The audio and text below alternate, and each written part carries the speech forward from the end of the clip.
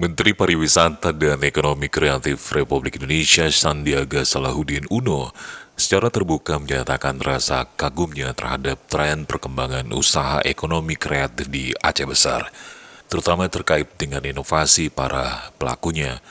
Hal itu diungkapkan Sandiaga Uno Rabu 3 Agustus 2022 siang saat membuka workshop kata kreatif di Aula Dekranas, Gampung Gani, Kecamatan Ingin Jaya, Aceh Besar.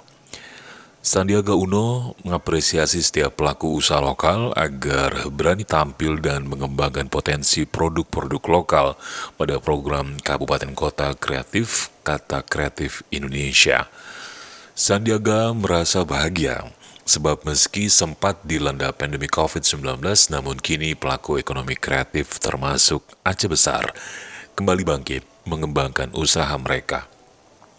Penjabat Bupati Aceh Besar Muhammad Iswanto dalam kesempatan tersebut mengatakan kehadiran Menteri Pariwisata dan Ekonomi Kreatif tersebut menambah spirit kreasi bagi pelaku ekonomi kreatif dan UMKM di Kabupaten Aceh Besar. Menurut Iswanto, masyarakat Aceh Besar punya filosofi agamis dengan selalu bersyukur atas segala rahmat Allah Subhanahu wa Ta'ala. Dengan bersyukur dan insya Allah rezeki akan berkah dan makin bertambah, ujarnya.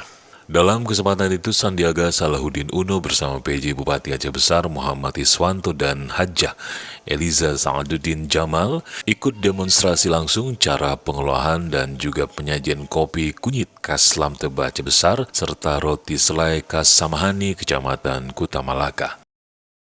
Bahwa kita harus terus meningkatkan inovasi, adaptasi, dan kolaborasi.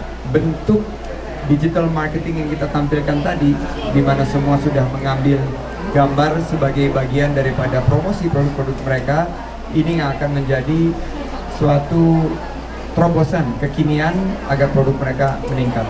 Apalagi kita akan gagas pariwisata yang lebih berkembang berbasis pariwisata halal, dan juga kita akan kembangkan ekonomi kreatif termasuk ekonomi kreatif syariah.